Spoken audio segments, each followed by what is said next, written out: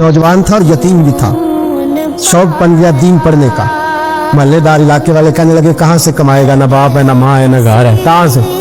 हजरत रूमी कहते हैं नौजवान ने जंगल में झोंपड़ी लगा ली।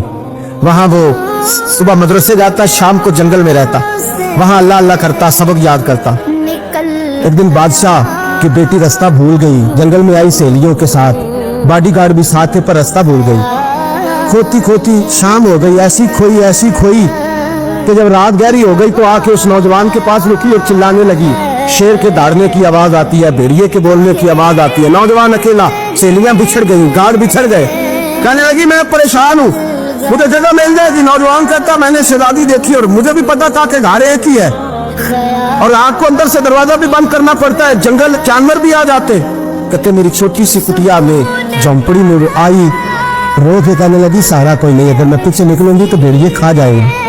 कहते मैंने उसे जगह दे दी। अकेली औरत, चिराग जल रहा है, सबक याद कर रहा हूँ। मेरे नबी पाक ने फरमाया जहाँ मर्द औरत अकेले हो तीसरा शैतान होता है। और शहजादी, वो बच्चा कहता है सबक याद करता रहा सारी रात। वो बच्ची को कहा सो जा, पर वो कहती है नींद मुझे भी कहाँ आई। ऐसे मौकों पर नींद, सारी रात सबक याद करता। थोड़ी थोड़ी देर के बाद चिराग जलता तो उस पर उंगली रखता, हाथ जलता तो पीछे खींच ले, फिर दूसरी उंगली रखता, थोड़ी देर के बाद जलता तो खींच ले, हाथ सारा जल गया। सुबह किरणें चमकी तो कहने लगा चल निकल जा, दौड़ जा, बस बड़ा सब्र का इम्तिहान हो गया, चली जा। शहजादी बाहर निकली, सिपाही ढूंढ रहे थे। बादशाह खुद जंगल में निकला हुआ था, मेरी बेटी मिल गई। बादशाह तन्हाई में जाके कहने लगा बेटा मैं दुनिया को बताऊंगा कि मेरी बेटी खोई नहीं थी, सिपाही साथ ही थे। ये बड़ा मुश्किल होता है, बेटी तो भूल के भी रात कहीं रह पड़े तो लोग जीने नहीं देते, तो बेटा मुश्किल हो जाएगा मेरे लिए। कहाँ थी? उसने कहा नेक नौजवान के पास। उसने कहा बेटा मैं तो तेरी बात मानूंगा पर दुनिया नहीं मानेगी। अगर उस नौजवान ने किसी को बता दिया कि तू उसके पास थी तो फिर लोग मेरा जीना मुहाल कर देंगे। बेटा मैं मर जाऊंगा, मेरी मजबूरी ये है कि वो कहीं राज ना उगल दे वो नौजवान, उसे कत्ल करना पड़ेगा। औरत ने मिन्नतें की, उस बेटी ने कहा मेरे मौसम को मारोगे, रोई। और वो कहने लगा मैं बादशाह हूँ, मेरा अपना बुखार है, मैं उसको छोड़ नहीं सकता। गिरफ्तार कर लाए सिपाही। वक्त तय हो गया सजा का। अकेले काल कोठरी में रखा गया, जो उसके खास इतबार वाले थे उनकी ड्यूटी लगाई। बादशाह ने बुलाया, तालिब इल्म आया।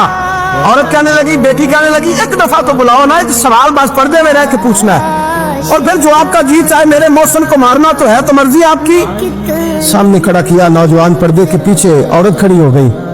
बादशाह बीच बैठ गया। बीबी कहने लगी सारी रात बेदार बैठी रही, सोया तू भी नहीं। वो जो तू चिराग के करीब हाथ लगा के जलाता था वो समझ नहीं आई। नौजवान रो पड़ा, कहने लगा क्या करूं, मैंने रसूलुल्लाह का दीन पढ़ा है, क्या करूं, मैंने हुजूर का दीन पढ़ा है।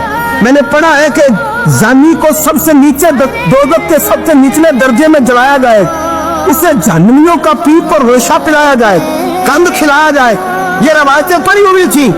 थोड़ी थोड़ी देर के बाद शैतान मुझे कहता था बदकारी कर ले। मैं अपना हाथ उसी वक्त जब शैतान मशवरा देता तो मैं आग पे करता, मैं कहता अगर ये बर्दाश्त हो गई तो वो भी हो जाए। जब हाथ जलता तो मैं समझ जाता नहीं तुझसे तो ये नहीं बर्दाश्त होती तो वो कैसे होगी। फिर मुझे शैतान मशवरा देता कोई देख नहीं रहा तो बुलाने नहीं गया, खुद आई, मैं दूसरी उंगली लगा देता। मैंने हाथ जलाया और मैं समझ गया जब छोटे से चिराग की इतनी सी शमा की आग नहीं बर्दाश्त होती तो दोज़ख कैसे बर्दाश्त होगी। कहते मैं बाज आया। बादशाह ने ये कहानी सुनी, लफ्ज सुने तो चीख मार के रोया, कहने लगा तालिब इल्म तू तो मेरे नबी का सच्चा गुलाम है और मेरे रसूल के जो सच्चे गुलाम होते हैं उन्हें फांसियां नहीं दी जाती, उन्हें तख्त पर बिठाया जाता है। अब तुझे सजा नहीं होगी बल्कि मैं अपनी बेटी का निकाह तेरे साथ करूंगा और मेरे बाद इस सल्तनत का बादशाह भी तू ही बनेगा। अब वो नौजवान वहां नारे लगा रहा है, कहता लोगों